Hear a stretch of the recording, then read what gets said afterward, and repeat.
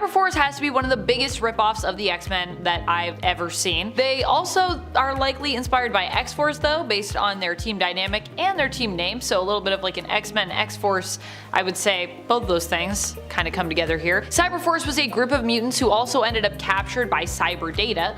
Almost all, if not literally all of the team members, bear extremely strong resemblances to the X-Men mutants, which contributed to the series getting some serious flack in terms of it being kind of a copycat of Marvel's X-Men. However, it did differ in regards to some key elements. While X-Men was more targeted towards being family friendly, as many of Marvel's comics generally have been throughout the years, well except for maybe lines like Max and to an extent I would say Ultimate, Cyberforce did not shy away from pushing the boundaries of, let's say, teen related content, and this also got them some flack among certain circles when it came to critiques of the series and the team as well. Cyberforce is a team and series that originated at Image Comics in partnership with Malibu Comics. The team was created by Mark Silvestri and would eventually move over to Top Cow Productions, which is actually his own publisher, so yeah, Cyberforce. And friends, if you love what we do here on Top 10 Nerd and you love when we talk about things that are mutant adjacent, mutant related, or just mutants in general, be sure to let us know by clicking that subscribe button. Number 9. Ripclaw.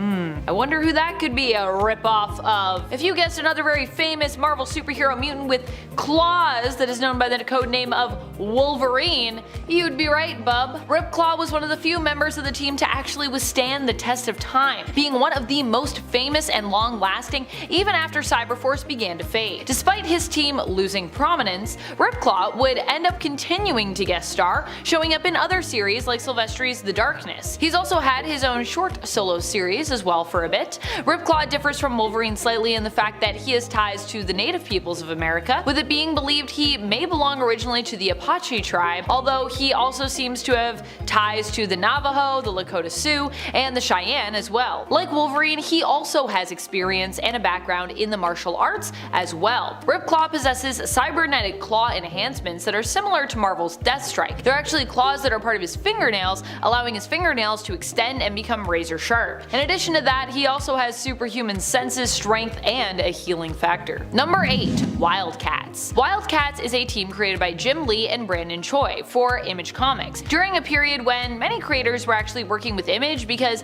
they sought to own their own properties and ideas, which the big two were pretty opposed to at that time, and I mean, honestly still are today. Wildcats actually became so popular that despite the fact that DC did not want to let creators like Jim Lee own their creations and believed that it was actually the brand and staple characters that sold comics, not the creators behind said characters and narratives, they would later approach Lee to offer a sum for ownership of the Wildcats and his Wildstorm universe, so that DC could take over the publishing of both. Wow. When it comes to this team, it's easy to see the influence of Marvel's X-Men, just even when we look at its creator, Jim Lee's history. Lee is also known for his amazing art, and despite being now heavily integrated with DC Comics, is also no stranger to Marvel, having been one of the people behind one of the most famous and iconic runs, the 90s X-Men run, which featured art by Jim Lee throughout. In Wildcats, we follow a team of superpowered beings, known as half-breeds, who are the result of aliens coming to Earth, known as the Cherubim, and mating with humans. The conflict of the comic pits the Cherubim and their offspring against the Daemonites, another alien race they have been warring with for centuries. Number 7. Grifter. Cole Cash has some distinct differences, but also a lot of distinct similarities, I would say, at the same time, to another very famous and prominent X-Man that you are likely familiar with.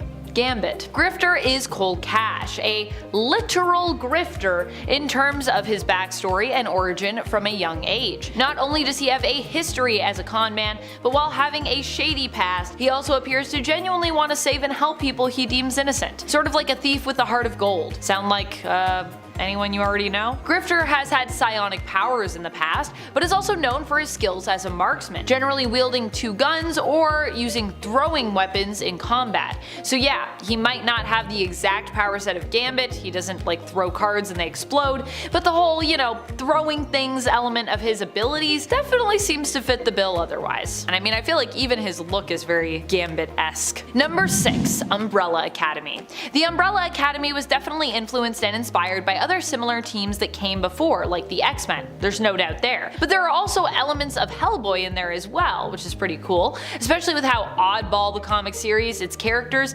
and the show inspired by the comics can be. Umbrella Academy and its creation, however, was also influenced by Gerard Way's experience with the band My Chemical Romance and his time on tour. For those of you that don't know, Gerard Way is the person that created the Umbrella Academy, so fun facts. In fact, many of the Hargreeves are actually inspired by his bandmates themselves, who of course quickly become like your family when you spend so much time together with them and, you know, especially when you're on tour. The Umbrella Academy is the story of a group of superpowered individuals who were adopted by Sir Reginald Hargreeves after their mysterious births, which all happened on the same day all over the world. Reginald recruited them to create his own superhero team, raising them and training them to hone their skills and master them over time. However, his plan was only met with, I would say, a modicum of success, and eventually the Umbrella Academy would disband. However, years later they would come together again after the possibly mysterious death of their adoptive father and would be forced to reunite in order to prevent the end of the world. Number 5. Sideways. Sideways is a DC Comics character who was caught in an earthquake when Challenger's Mountain came back from the Dark Multiverse. He fell into a chasm in the ground and through a rift which led to the Dark Multiverse. This gave him the ability to teleport through dimensions, as well as super strength, agility, and reflexes. Like Spider-Man, he is a teenage hero trying to balance the various aspects of his life, but the more significant influence is clearly his costume, with the mouthless mask and shape of the large eyes. As Bully Maguire put it in Spider-Man 3,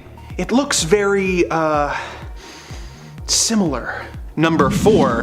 Bug. Next up, we have our first Spider-Man inspired villain of the list. Bug is a little-known DC villain who operates out of Gotham City, having his first major appearance in Batman Family number 3. Bug is a villain who specializes in surveillance, using a special suit that allows him to stick to walls. The mask is very Spider-Man-esque, and the whole sticking to walls thing while operating with a bug theme makes Spidey's influence pretty obvious. Although this character is way less known than the Marvel original, and seems more like a off-brand dollar store action figure your grandma would buy you by mistake. Number 3. Haunt. When Secret Agent Kurt Kilgore was killed by rival agents, his spirit sought out his brother, a flawed and bitter priest named Daniel, in order to try and protect his newly widowed wife from the agents who had taken his life. When the agents attacked Daniel, Kurt's ghost merged with him and Daniel became Haunt, a brutal and violent superhero with razor-sharp claws, super strength, and speed, as well as the ability to manipulate his ghostly ectoplasm, forming it into weapons, cobwebs, and tentacles. Haunt was created by superstar comic book creators Todd McFarlane and Robert Kirkman, and is a part of the Spawn universe featured in Image Comics. While story-wise and personality-wise, Haunt is very different from Spider-Man, his costume and tendency to be drawn surrounded by cobwebs makes me think Todd McFarlane missed drawing Spider-Man when he created him. Number 2.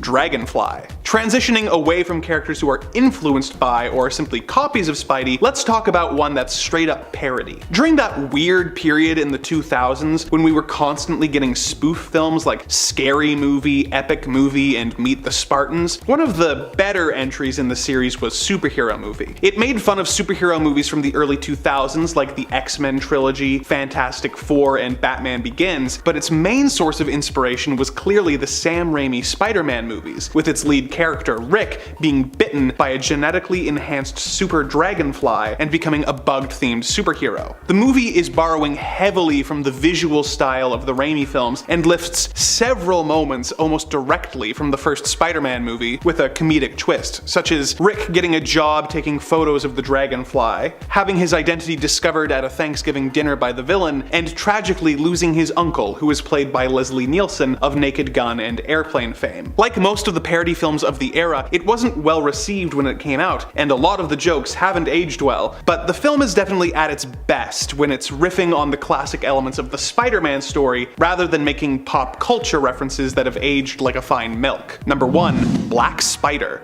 Eric Needham was an addict who accidentally killed his dad while robbing a liquor store. He felt remorse for this and began hunting down and killing the various dealers in Gotham City. A wealthy benefactor gave him an advanced costume and weapons to help him in his goal, but it turned out to be a rival criminal just trying to get rid of his competition. Black Spider's lethal approach brought him into conflict with Batman, and after being defeated, Black Spider began teaming up with criminals, being more interested in revenge against the Dark Knight than fighting crime anymore. The character obviously has a similar costume, and choosing to make a character in comic books spider-themed is begging for comparisons to Spider-Man, but his knockoff status was pushed to the limit when he was introduced in the Young Justice animated series, where he was full-on web-slinging and being voiced by the spectacular Spider-Man voice actor Josh Keaton. But in at number 10 is Darkwing. Starting off this list with an extremely short-lived, obvious, and purposely on-the-nose knockoff of the Dark Knight is Darkwing from the Image Comics Invincible series. When we kick off that story, the world is defended by the Guardians of the Globe, an elite group of heroes who were very obviously based on the Justice League of America. The team is composed of the Immortal, who is similar to but inherently different than Superman, Red Rush, who is based on the Flash, Aquarius, who is based on Aquaman, Martian Man, based on Martian Manhunter, the Green Ghost, based on Green Lantern, and the two financiers of the team, War Woman, based on Wonder Woman, and of course, Darkwing. Obviously, being one of the members who funded the team, Darkwing was incredibly wealthy. He was all dark and brooding, he wore a cape, he was in peak human condition, he relied on tech and his hand-to-hand combat skills, and he had cool one-liners. And none of that saved him from his very sudden sticky end. Number 9. Captain Sunshine. Captain Sunshine of the long-running Venture Bros animation series, while absolutely superpowered and brightly dressed, is such an obvious parody of Batman, and even more specifically, Batman Beyond. The current Captain Sunshine, Chuck Scarsdale, was actually the former sidekick called Wonder Boy of the original hero Desmond, who is now hella old and essentially acts as the Alfred to Chuck. This is extremely similar to how in Batman Beyond, Bruce Wayne becomes the mentor and guy in the chair to Terry McGinnis,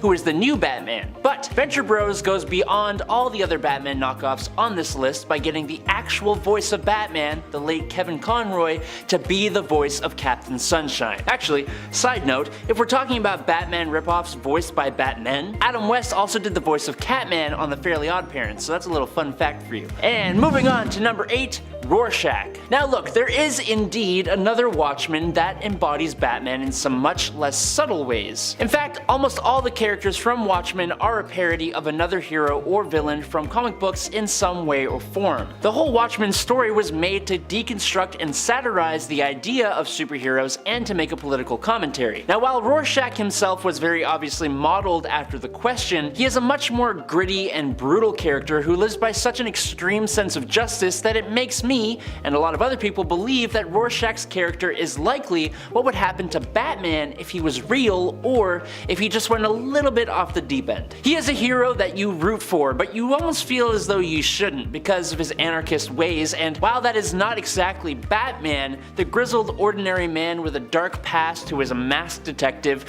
who sneaks into crime scenes and beats criminals to a pulp in the middle of the night, that's got Batman written all over it. Number 7. Night Owl. With that said about Rorschach, we might as well talk about the much more obvious knockoff of Batman from the Watchmen comics, Night Owl. Just looking at Night Owl, you know he is meant to inspire the idea of Batman. Also, if you know DC Comics well enough, you probably know about Earth 3's Batman, aka Owlman or Thomas Wayne Jr., and the physical similarities there are obviously even more apparent. But Night Owl is actually intended to be a parallel of Blue Beetle, which may surprise you, but it's because of the inherited nature of the Night Owl name, the same way there have been multiple Blue Beetles. But Dan Drayberg is wealthy thanks to his inheritance, he's a regular guy, he has an underground lair, he's incredibly intelligent, creating owl-themed vehicles. The source of his power is almost entirely reliant on his technology, and his fighting style focuses more on incapacitation over the violence used by some other heroes. But man, he is pretty damn mopey like all the time, which does kind of line up with Batman, but never this much. Number 6. Nemesis. Mark Miller, not to be confused with Frank Miller, which is something I do all the time,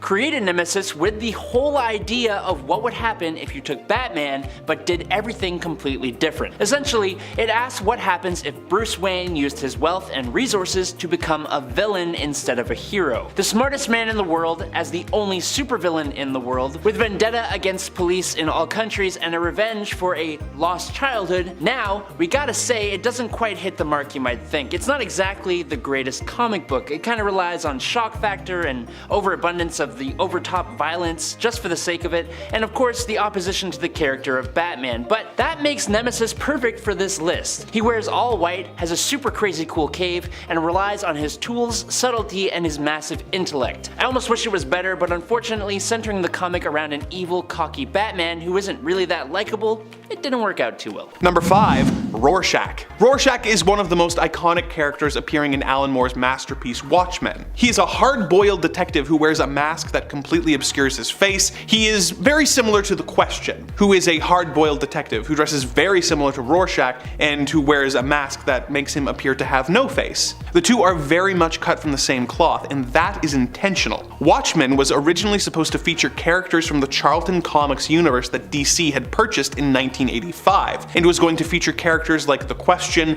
Captain Atom, and Blue Beetle. When DC found out that Alan Moore was planning on killing off The Question at the end of the book, they stepped in, not wanting to lose access to a series of characters they had just spent millions of dollars buying. They asked him to create new characters that would be reminiscent of the characters that he had planned to use, with Captain Atom becoming Dr. Manhattan, Blue Beetle becoming Night Owl, and The Question becoming Rorschach. So, Rorschach and the other Watchmen are all knockoffs of other characters, but their company approved knockoffs, so no one got sued. Number 4. Spider-Man. Here's where things start getting wild on this list. Spider-Man is probably the most beloved superhero in Marvel Comics. With his ability to do whatever a spider can, and his trademark look, he has become a pop culture icon all over the world. But what is the source of his knockoffery? Well, Stan Lee has said over the years that one of the characters that inspired Spidey was the pulp hero known as the Spider. This may have been the source of the name, but other than that, the characters aren't very similar. The Spider is a brutal and murderous vigilante whose primary disguise is to wear a mask, a fedora, and a fake hump. When the character appeared in film serials, he got a more webbed look, but this isn't really enough for me to start throwing around words like knockoff. However, where did Spider-Man get his look? Well, take a look at this Halloween costume from the now defunct Ben Cooper Costume Company. Between the webbing, the spider emblem, and the general vibe of it, it's a bit too close for comfort. And what is that written on his head? Spider-Man? These costumes first appeared in 1954 and were relatively popular costumes for kids to buy. Spider-Man didn't show up in the comics until 1962, but is there any evidence that this costume was the inspiration for Spidey? Well, most of the Halloween costumes you saw in New York in the 50s were Ben Cooper's, and their head office in Marvel's were only 10 miles away, so it is likely that they would have seen the costume at some point, but that's not exactly hard evidence. How about this? Although Stan Lee and Steve Ditko are credited as the creators of Spider-Man, the initial design work was done by Jack Kirby. Now, Kirby did a lot of work for a lot of people, having made art and designs for Marvel, DC, and Ben Cooper Inc. Number 3. The Green Lantern Corps. When Green Lantern was reinvented for the Silver Age in 1959, we were introduced to a completely different mythology than the Alan Scott version that had been around in the Golden Age. In the new version, Hal Jordan was a member of the Green Lantern Corps, an intergalactic police force whose members were deemed worthy of wielding a Green Lantern ring, which would translate for them as well as creating constructs they could use to fight their enemies. This is very similar to the Galactic Patrol,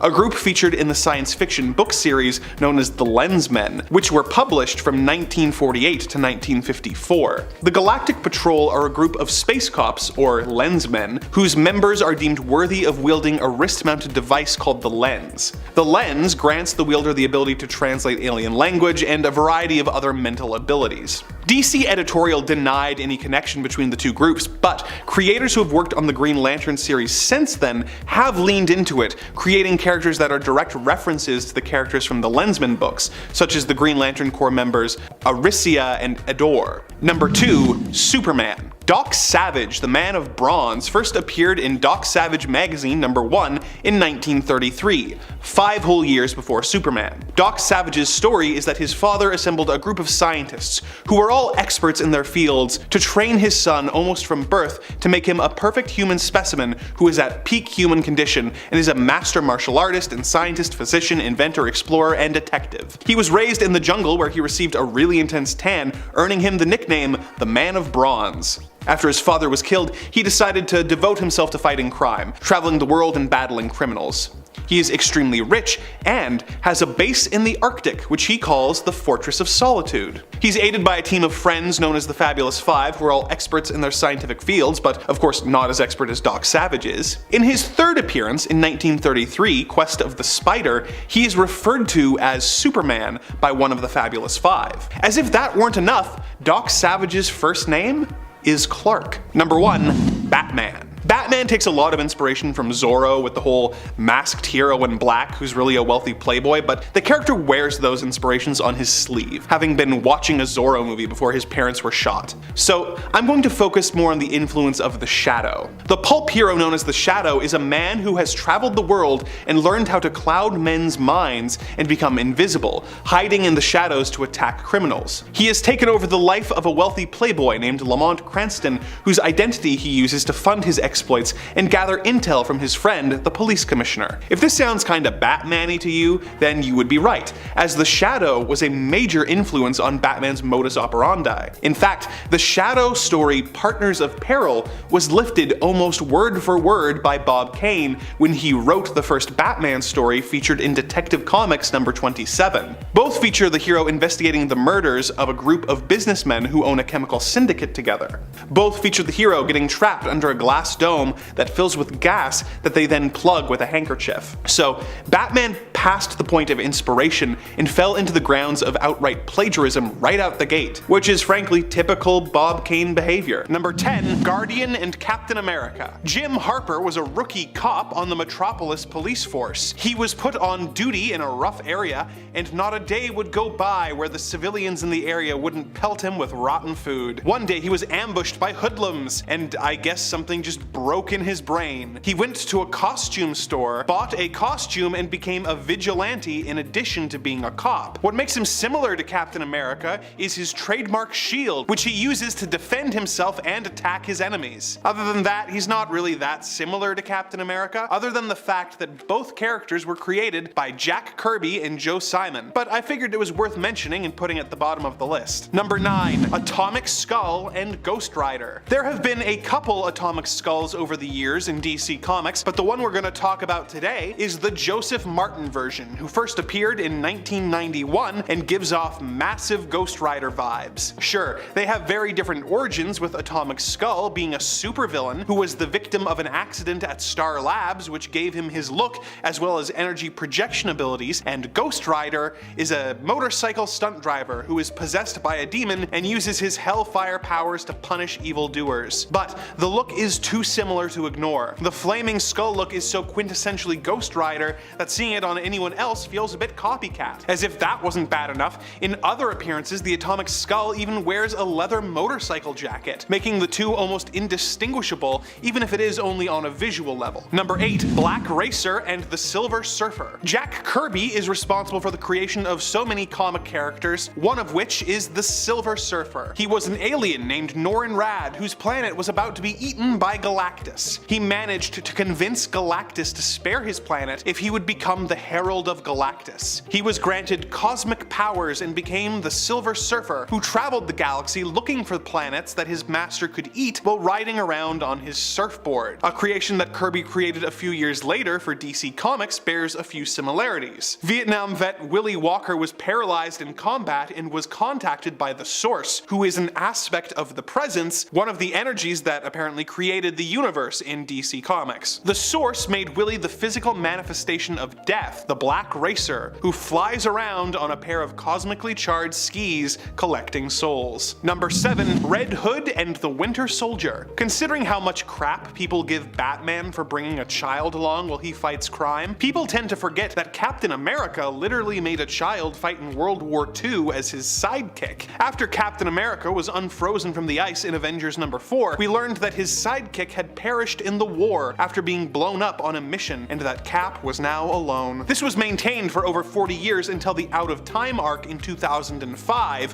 when Captain America had to go up against a highly trained assassin who seemed to know everything about his past, the Winter Soldier. The Winter Soldier of course turned out to be Bucky, who had survived the explosion and was brainwashed into becoming a deadly assassin. It was a mind-blowing arc for fans of the classic Cap stories and had long-lasting effects on the continuity, with Bucky eventually becoming a hero again and having his story adapted for the MCU. A few months later, Batman went through a similar ordeal. His second Robin, Jason Todd, had died in an explosion set by the Joker in the 80s and was considered one of the few permanent comic book deaths along with Uncle Ben. Although the idea of a villainous Jason was teased in 2003 in the Hush story, this turned out to be an elaborate ruse by Clayface, although this was later retconned so that Jason's real resurrection would feel more set up. In the Under the Red Hood arc, Batman had to go up against a highly trained and murderous vigilante who seemed to know everything about his past, the Red Hood. Red Hood of course turned out to be Jason, who had been brought back to life when Superboy Prime punched reality so hard that it broke. It was a mind-blowing arc for fans of the second Robin and had long-lasting effects on the continuity, with Jason eventually becoming a hero again and having his story adapted for the beloved animated film. These happened so close to each other that it's hard to say if this is a true knockoff, but either way, Marvel beat DC to the punch by a couple of months. Number 6. Bumblebee and the Wasp. First appearing all the way back in Tales to Astonish number 44 in 1963,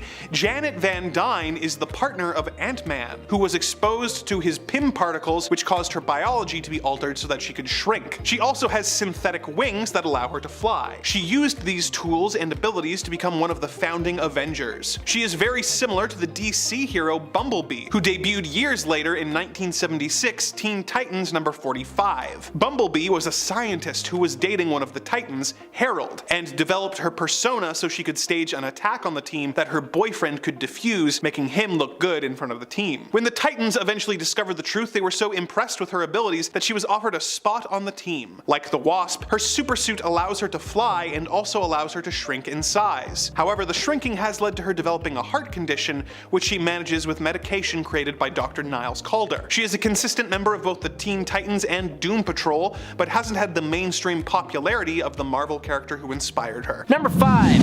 Killrazor. Honestly, I feel like the motto of Image Comics in the 90s for the most part was, what if we took this character and then made them extreme? I mean, Spawn is undeniably cool and original as a character, but a lot of the characters sometimes feel like everything that was whack about comics in the 90s and turned to 11. Look at Killrazor for instance. He is a mute character who has sharp claws that come out of his gauntlets that he uses to fight and brutally tear to shreds his enemies, but then they took it the extra mile. This is how I think the pitch meeting went for this character. Dude, what if Wolverine had more claws? You mean, dude, like claws that come out of his feet as well? Nah, dude, what if Wolverine was just claws? Dude, what do you mean? I mean, what if he was mute so we never had to develop him as a character, and instead of being a dude that just has claws, he was just a dude made of claws, coming out of every part of his body? Dude, that's awesome. Number 4.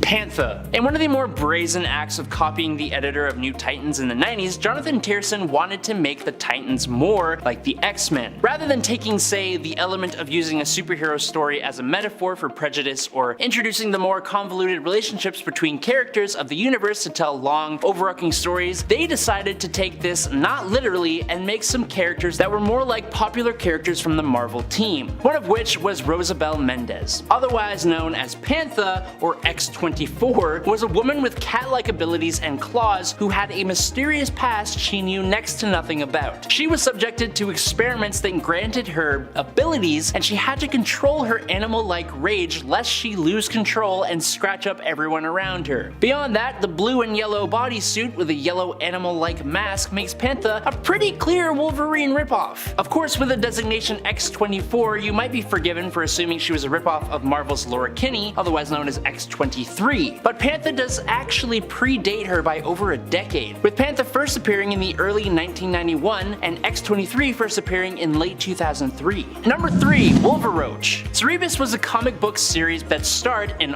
aardvark named Cerebus, who works as a barbarian. The series was originally intended to be a parody of Marvel's take on the Conan the Barbarian series, but over time became an odd hodgepodge of experimental explorations of religion, gender, and politics. It had a large cast of characters, many of whom were clear parodies of iconic superheroes, but one of the more egregious ones was the Cockroach, who over the course of the story took on various superhero identities such as Moon Roach, Punisher Roach. However, the one that got the most attention was Wolveroach. As you can see, he was basically just Wolverine. The character's role in the story was to be a character who had an almost religious fervor about him, intended to parody the oversaturation of Wolverine in the comics at the time. As Dave Sim put it himself in an interview for Comics Journal in 1996, when it came time to do a Roach character that had the ambience of religious fervor surrounding him, it had to be Wolverine. The fact that Marvel got so upset about me putting Wolverine on the successive covers, it's not a parody, you are now stealing the central icon of our church. Well, there you go, yes, I picked the right one. I didn't realize I was going to be putting my foot in this badly. I thought parody's parody, but you can take the chalice they called Captain America and do a parody of that. You can take the subaltern and do Moon Knight, but by God, don't you touch our Wolverine. That's the center of our church. As you can tell, Dave had very strong feelings about how popular Wolverine was and seems to also be kind of a weird dude. Number 2.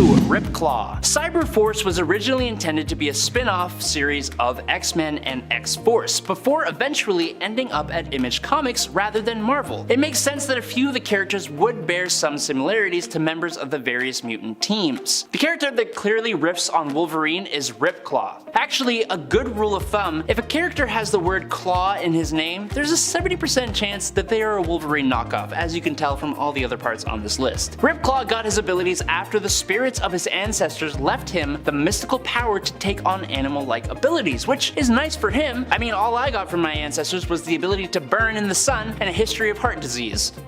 Ripclaw was then captured by the evil Cyberdata Corporation, who brainwashed him and gave him cybernetic enhancements such as razor-sharp claws. He has a tendency to snap into an animal-like rage, and he has also got a healing factor. Wolverine. He's basically Wolverine. But in at number 1 is Deadlock. Another Image Comics character, John Locke was an ordinary lowlife until he had a heart attack and died. He was taken to the shady science group known as Project Born Again, who discovered that he had a latent mutant gene, and they resurrected him, driving him completely insane in the process. He went on a rampage before being eventually taken out and resurrected again and assigned to be a member of the superhero team Bloodstrike. Just by looking at him, the Wolverine influence is pretty clear, with the fangs, the claws, and the mask that is exactly like Wolverine's, just a different color. It always baffles me when characters that are this similar to the characters they are ripping off of are created. Like, yeah, Wolverine was huge in the 90s, but if you create a character that is this similar, don't you realize that most people are just gonna be like, man, I'd rather just go buy a Wolverine comic?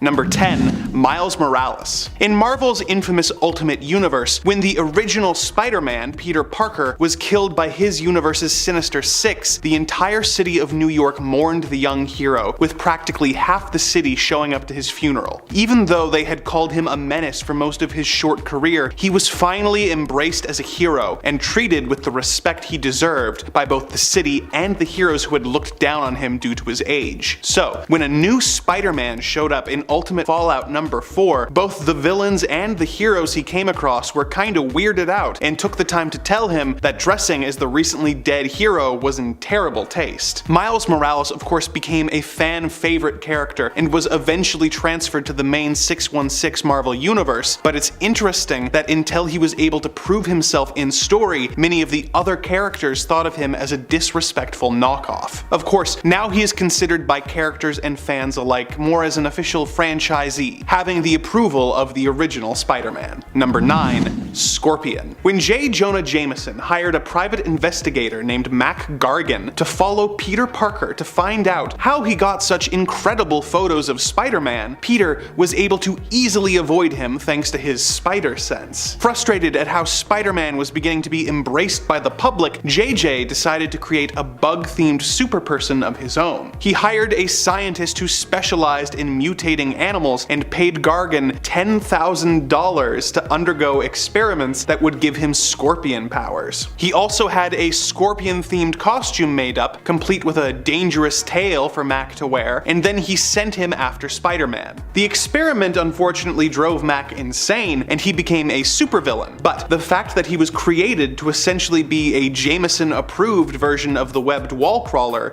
is an interesting bit of backstory. Number 8.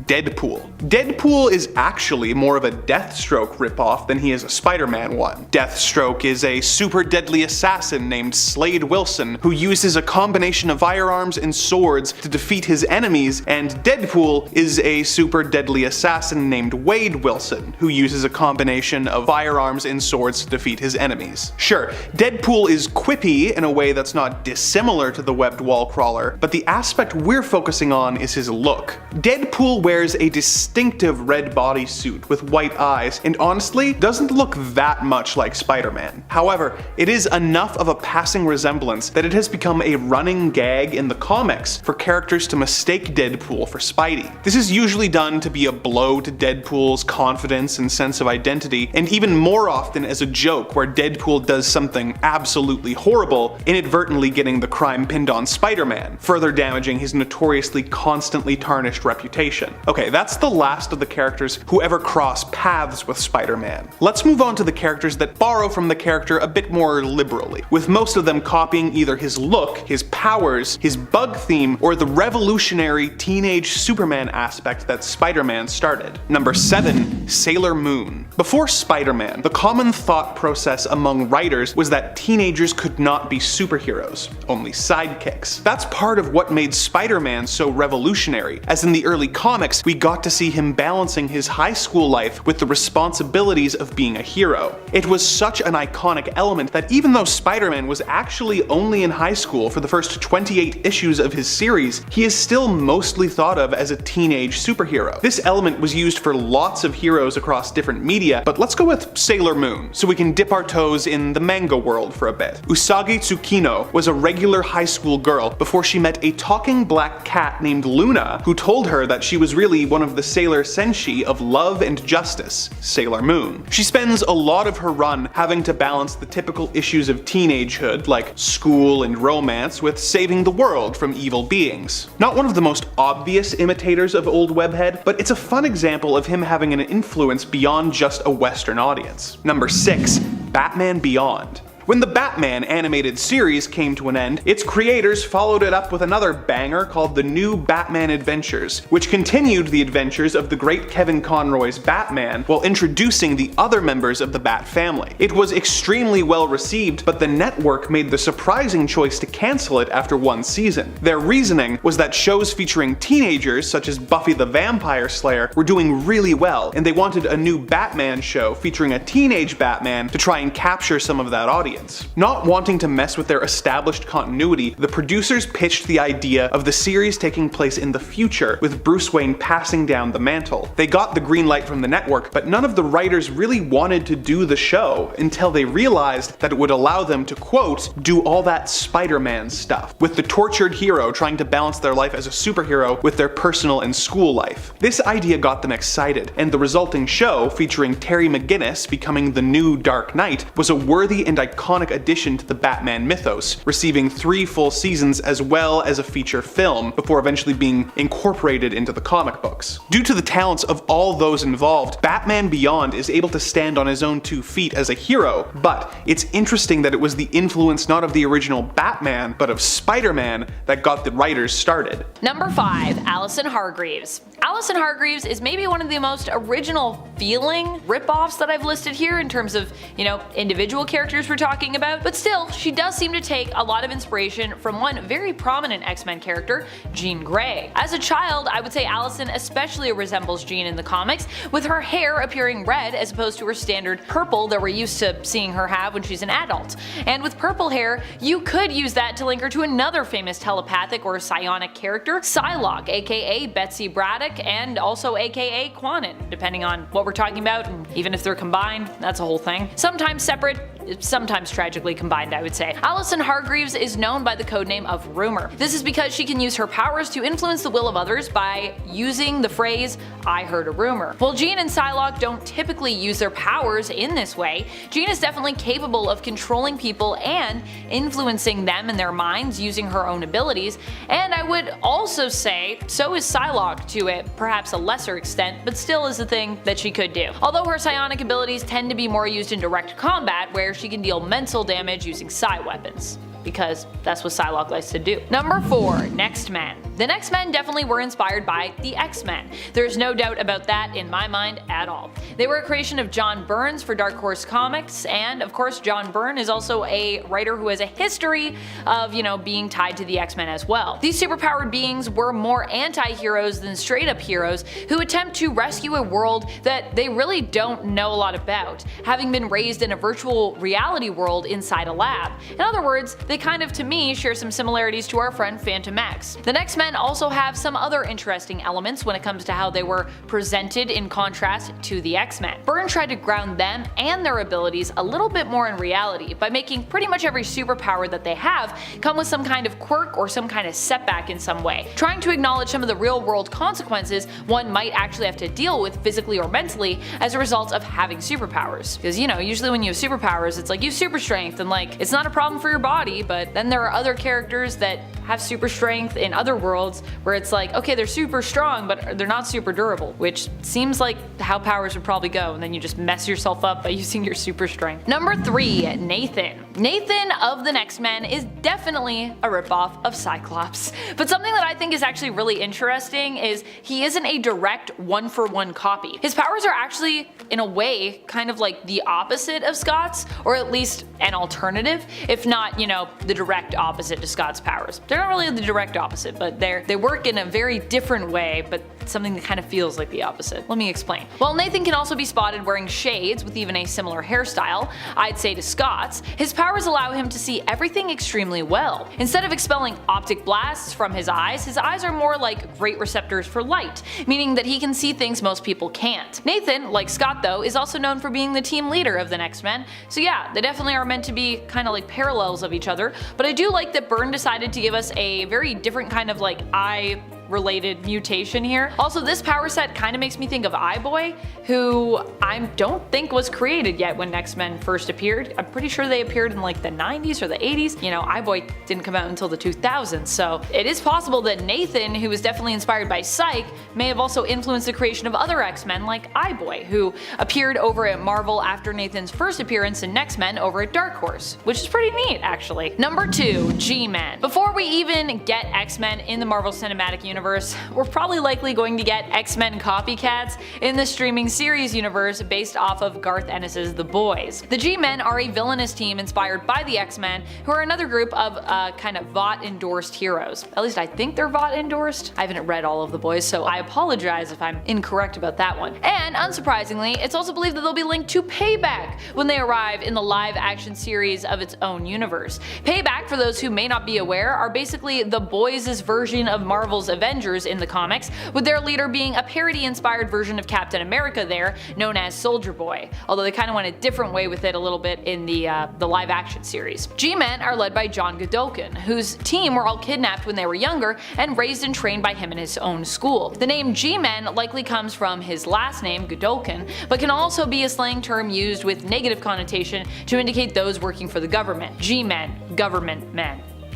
So that name kind of has a double meaning, and also it just basically means, yeah, they're not very good people. Surprise, surprise. Number 1, John Godolkin. If you thought Professor X was bad, wait till you meet his boys equivalent, which of course is way worse. The founder of the G-Men and its other spin-off teams is John Godolkin. In The Boys, Godolkin has done a lot of awful things to his superpowered students. Many of them I cannot even mention on YouTube because they're just that bad and kind of goes against TOS. Unlike Charles Xavier though, Godolkin has no powers to speak of, being more similar to Niles Calder, I would say, from DC in that regard, who is in essence the head of their version of an off-kilter outcast hero team known as the Doom Patrol. Doom Patrol, in fact, is not a ripoff of the X-Men, if you're wondering why I didn't list them here, as their existence actually predates the X-Men by a few months in terms of the comic's release. Godolkin ended up capturing his team members as opposed to offering them a place at his school, taking them kinda against their will. He specifically, however, seeks out runaways and orphans, which, to be honest, so kind of does Charles. So,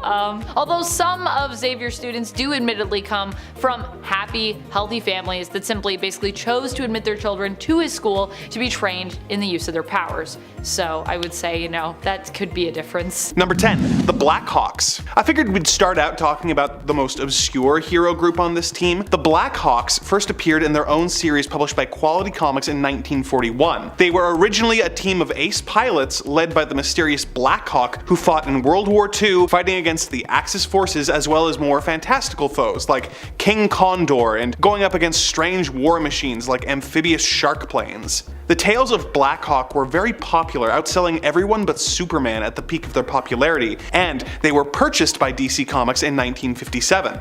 In the years since, they have been continuously reinvented in order to stay relevant to the modern DC universe, but it's their original iteration that we will be focusing on, because like many comic book heroes, Blackhawk took a lot of cues from pulp magazines. G8 and His Battle Aces was a pulp magazine that was published between the years 1930 and 1944. It told the story of a World War I fighter pilot named G8 who fought against the German forces alongside his team of pilots, the Battle Aces. They would fight normal military foes as well as supervillains like a voodoo priest called Hair Gun, as well as more outlandish things like rockets, wolfmen, and Martians. A lot of elements that made the Blackhawks popular are featured in G8 and His Battle Aces, but don't feel too bad, because it is also generally accepted that G8 is a blatant ripoff of a rival pulp magazine, Flying Aces, which had a similar premise, minus the more fantastical elements that both G8 and Blackhawk were known for. Number 9. The Hulk. This one falls more into the inspiration bin, but I figured it was worth talking about. The Incredible Hulk is of course Bruce Banner, a scientist who gets caught in a gamma bomb blast and is forced to transform into a giant green, or rather grey in his first appearance, monster. Stan Lee said on multiple occasions that the Hulk was just a combination of two well-known stories, one being Dr. Jekyll and Mr. Hyde, and the other being Frankenstein. The Jekyll and Hyde parallel dealt with a good doctor having an experiment go wrong and transforming into a different, darker, and more impulsive aspect of himself. The Frankenstein element was of a strong, inarticulate creature being hated by society and chased and attacked, causing the creature to get angry and go on rampages. Stan basically smashed the two stories together, showing a doctor who transformed into a hulking creature. Over the years, Hulk has become more convoluted and cosmic at times, but in my opinion, the character works best when leaning into the themes and elements that inspired him. Number 8. The Fantastic Four. Next up we have Marvel's first family, the Fantastic Four. The Fantastic Four were a group of normal humans who went up into space in a spaceship and were pelted with cosmic rays, which granted them strange abilities. The group, each with complementary but different skills and abilities, decide to stick together and be heroes and scientific explorers, fighting villains and exploring alien worlds. The group was a smash hit and marked the moment when Marvel Comics actually became serious competition for DC, but they aren't wholly original. In some ways, they are similar to the friends of the pulp hero Doc Savage, known as the Fabulous Five, each of whom were individual specialists who worked together to save the day. But the Fantastic Four are even more similar to an often forgotten DC team called the Challengers of the Unknown. The Challengers of the Unknown were a team of 4 men: Ace the pilot, Red the daredevil, Rocky the brute, and Prof, the scientist of the group. When they survived a plane crash, they decided that since they were living on borrowed time, they would go on dangerous adventures together, battling villains and exploring different locations throughout space and time. The team was created by Jack Kirby, and it is widely believed that he took his core concept of the Challengers and reworked it with Stan Lee to create the Fantastic Four. Number 7. Captain Marvel. Superman is widely considered to be the first modern superhero, first appearing in 1938 and taking the world by storm. As the other comic book companies watched supes rake in money hand over fist, they decided that they needed superheroes of their own. Plenty of Superman ripoffs started showing up, but the most popular was the one appearing in Fawcett Comics, Captain Marvel. Captain Marvel was created to be Fawcett's Superman, having a similar look and a few powers in common, but what made the Captain special was his unique origin. He was really a child named Billy Batson, who when he said the magic word Shazam would turn into a superhero. Captain Marvel became immensely popular, even outselling the Man of Steel, but this just made National Comics, the company that would eventually become DC, angry. They sued Fawcett, claiming that the Captain was infringing on their copyright, causing a lengthy legal battle that involved showing similar panels from each comic side to side. It was a long, convoluted case, but in the end, Fawcett was forced to retire Captain Marvel. So, though the two characters have a lot of differences, in the eyes of the court, Captain Marvel was a knockoff of Superman. DC would eventually purchase the rights to the Fawcett Comics characters and introduce them into the DC universe, giving Billy a second chance at life. Number 6.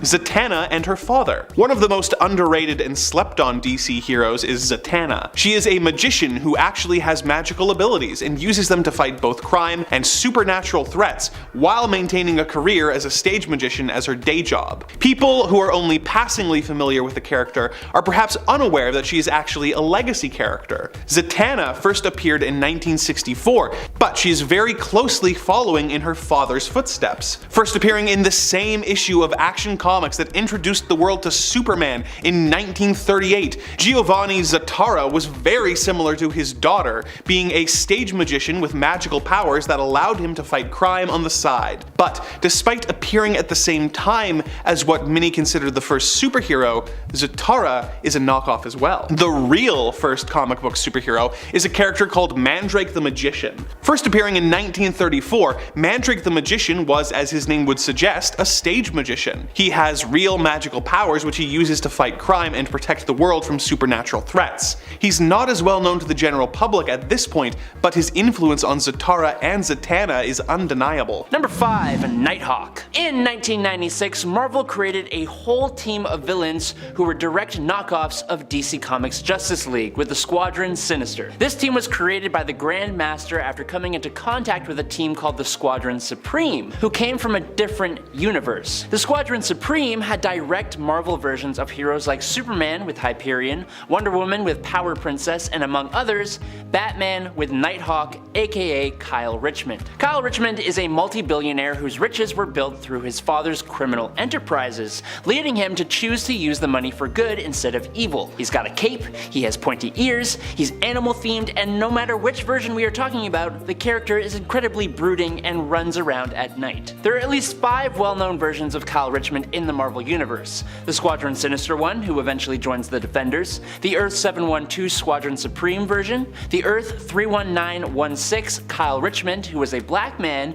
whose parents were taken out by white supremacists, leading him to become an anti-racism vigilante, the Iron Man-like Ultimate Universe Kyle Richmond, and the Kyle Richmond of Earth TRN 852, which is not a regular part of the multiverse, but a magical creation of the villain Mephisto, where the Avengers never existed. Also, you have to call me Nighthawk. I just wanted to say that. Number 4. Big Daddy. Another creation of Mark Miller, not Frank Miller. Big Daddy appeared in the Kick-Ass comics and the movies, and speaking of the movies, in them, he looks like an exact replica of Batman, but he acts a lot more like the Punisher, meaning he is heavily armed and not afraid to use those arms at all. That's also the case in the comics, but here he has a completely different costume that does not reflect Batman. But he is still a knockoff of Batman for one big reason: Hit Girl. Hit Girl is actually Big Daddy's daughter, who he trained to become an incredibly capable assassin and sidekick, and this is a lot like Batman and Robin. Initially, we are led to believe that Big Daddy did this for revenge against a mob boss who caused the passing of his wife, but over time, we learn that was actually all a lie. His wife was very much alive, and he practically took his daughter and went off on the run,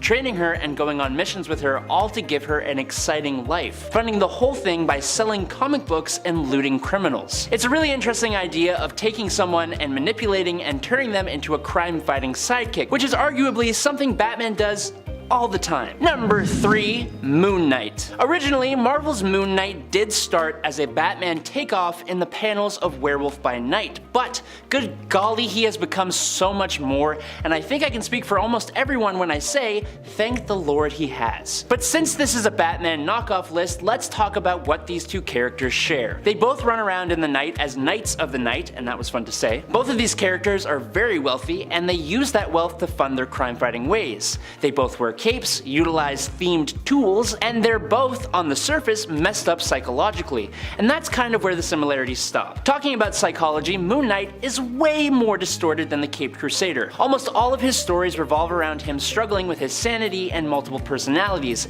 and the rest of the superheroes know how insane he is. And then there's his backstory. Moon Knight was a mercenary who, at the end of his mortal coil, was chosen by an Egyptian god to be its avatar, which granted him super strength, durability, stamina, self-sustenance, immortality, and divine mystical empowerment. I think on the surface, it's easy to draw parallels between Moon Knight and the Dark Knight, but on the surface only. Number 2. Midnighter. Hailing from the Wildstorm universe, which is now under the DC's purview, Midnighter is one of the founding members of the Authority, which is a team just like the Justice League yet again, only I think I find this team to be less of a parody and more of a legit thing of their own. The Authority are actually really cool, and I'm super pumped that we will be getting them in the DCEU. Midnighter goes hand in hand with his partner and husband, Apollo, and together they are very clear nods to Batman and Superman. Now, obviously, in order for them to work as their own heroes, things have to differ a little bit. For Midnighter, while he dresses in all black, is incredibly stealthy, is an unmatched hand-to-hand fighter, and utilizes tech, he is incredibly violent, which is a huge no-no for Batman. I'm talking almost Punisher levels of violence. He also has actual superpowers. His main one is battle precognition, which allows him to predict how a situation will happen before it starts, running through a given situation millions of times in his mind before the first move is even made. All of his major senses are incredibly enhanced as well, and thanks to a series of crazy implants, he has super strength, speed, durability, reflexes, control over his pain receptors, environmental adaptation, and an insanely good healing factor. And in at number 1 is Darkwing Duck. He is the terror that flaps in the night. He is the awkward goodbye that lasts way too long. He is Darkwing Duck. Darkwing Duck, especially in the comics, is like the Tim Burton Batman movies fused together with Donald Duck. And then, to keep things not entirely a ripoff, there are dashes of Pulp comics and Golden Age heroes like Dick Tracy and the Shadow, the Sandman, Doc Savage, the Green Hornet, the Flash, the Lone Ranger, and even Zorro. The fictional city of St. Canard is a direct parody of Gotham City, but what makes the whole thing just so much better is the whole screwball mentality of Disney's Talking Ducks. The show ran for 3 seasons from 1991 to 1992 and tells the adventures of Darkwing Duck, aided by his sidekick and pilot Launchpad McQuack. In his secret identity of Drake Mallard, which is a direct parody of Kent Allard, the alter ego of the Shadow, he lives in an unassuming suburban house with his adopted daughter Gosselin, with his whole struggle being to balance his ego against his desire to be a good father to Gosselin and to help do good in St. Canard City, which is a parody of Gotham City, like I already said. Yes, it is a parody, so it's openly being like, we're ripping off Batman, but it's for comedy, which makes it totally okay. And at number 10 is Popclaw. The Boys television show and the comics that inspired it are filled with characters that are meant to stand in for more well-known and beloved superheroes in an effort to tell a story about what superpowered beings might be like in the real world. Homelander is obviously meant to be Superman. The Deep is clearly a play on Aquaman, and Queen Maeve is very much Wonder Woman. One of the more minor characters to appear in both the comics and the TV show is Popclaw. Popclaw is a woman whose name is rather self-explanatory. She has claws that pop out of her arms with which she attacks her enemies. She's less one-to-one with Wolverine than other characters in the franchise are with their heroes that inspired them, but the influence is clearly there in aesthetic if nothing else. More comic-savvy fans will probably say she is more similar to X-23, and the creator of the character, Gareth Ennis, has said that she is actually inspired more by Scandal Savage, but for the more casual viewer of the TV show, the first thought that will pop in their mind when they see Popclaw and her powers will be, oh, it's Wolverine. So for that reason, she will get the number 10 slot on this list. But in at number 9 is Seahawk. This character from Image Comics is really Mark Barrows, who was hunting for underwater artifacts with his family when one of the artifacts blew up, resulting in his father's death, but him and his brother being granted superpowers and becoming the heroes Seahawk and Cold Snap. He would go on to join the superhero team The Brigade, and overall isn't that much of a Wolverine knockoff. However, the fact that one of the powers granted to him was accelerated healing, and the fact that his look is kinda Logan-esque with the fangs and the pointy-eared mask makes me think that Wolverine was at least an influence on the character, and makes me comfortable putting him on the low end of this list. Number 8.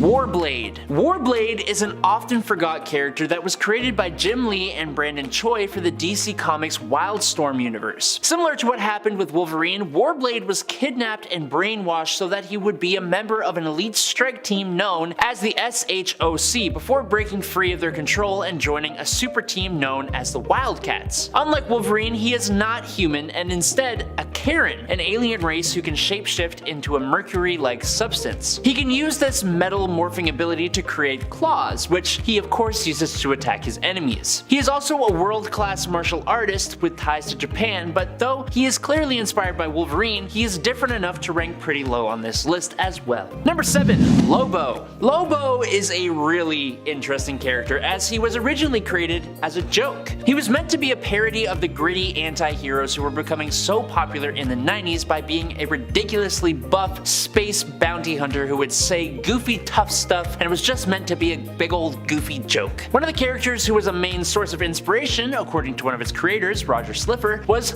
Wolverine, with his tendency to drink beer, constantly talk about how edgy and tough he was, and always talking about how he was the best there is at what he does. And what he does isn't very nice. Lobo also has a powerful healing factor, but that's neither here nor there. What the creators at DC Comics didn't anticipate was that the readers wouldn't take the character as a joke and would genuinely love the main man. Not once to look a gift horse in the mouth, DC quickly expanded the character to give him his own identity and gave him his own series of books. Number 6. Wild Child. First appearing in Alpha Flight number 1, Wild Child was created by John Byrne to be little more than a Wolverine-like character. Like Wolverine and Sabretooth, who isn't on this list as he was created to be a foil to Wolverine as opposed to a copy, Kyle Gibney has an animalistic nature as well as a healing factor and razor-sharp claws. Due to his freakish appearance, he was shunned by humanity until he was found by Department H, who made him a member of the Alpha Flight training program, Gamma Flight. When Alpha Flight had its funding pulled by the government and went independent, members of Beta and Gamma Flight were recruited by the evil Jerome Jackson to be members of the evil Omega Flight, who tried to defeat Alpha on 2 separate occasions in John Byrne's original run on the comics. When John Byrne left the book to work on the Incredible Hulk series, Wild Child was just a Wolverine-esque villain who had never really been an issue for the Alphas to defeat, but he was further developed by subsequent writers to be a more unique character, eventually joining the hero team and becoming Weapon Omega and dating fellow teammate Aurora. His morality has shifted quite a bit over the years, with him being a member of the Hellions, X-Factor, Weapon X, and becoming a good foil for Wolverine to fight rather than a throwaway copy he was originally intended to be. Number 5.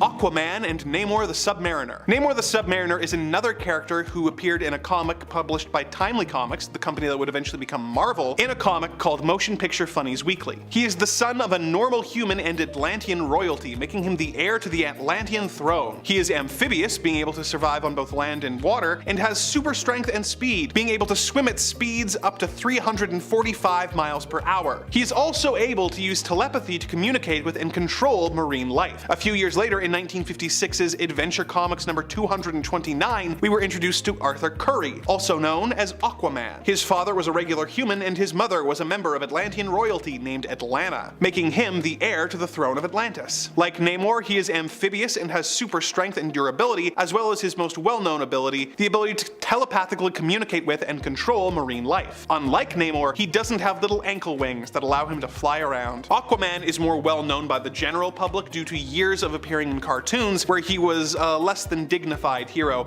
often coming across as extremely silly. But when making fun of Aquaman, it's important to remember that Namor was stupid first. Number 4. Red Tool and Deadpool. Marvel's Wade Wilson, aka Deadpool, was infamously based off of DC's Slade Wilson, aka Deathstroke. Both are master assassins who used a combination of guns and swords to destroy their enemies. Over the years, Deadpool developed into a much more distinct character, getting a snarky personality that earned him the nickname the Merc with the Mouth. Deadpool has become one of the most popular Marvel characters, receiving his own books, movies, and video games, while Deathstroke has remained comparatively obscure to mainstream audiences. So, considering that Deadpool was clearly inspired by a DC character, it's only fair that DC would then rip them off. Wayne Wilkins, aka Red Tool, is a vigilante who is romantically obsessed with Harley Quinn. He has a bit of a power tool theme, with saw blades, hammers, and a power drill being some of his go-to weapons, but between the name, his general look, and crazy personality, Red Tool and Deadpool are clearly linked. Number 3. Commander Steel and Captain America. Captain America first appeared in late 1940 in his own series published by Timely Comics, which, as I said before, would eventually evolve into Marvel. His origin has remained relatively intact across his representation in various media in the years since. Steve Rogers was a weakling who was unfit for active duty in World War II, so he volunteered for a radical experiment that gave him super strength among other powers. He became the Star-Spangled Man and fought in the war as Captain America, one of the most iconic comic book characters of all time. Somewhat less iconic is one of the DC characters he inspired,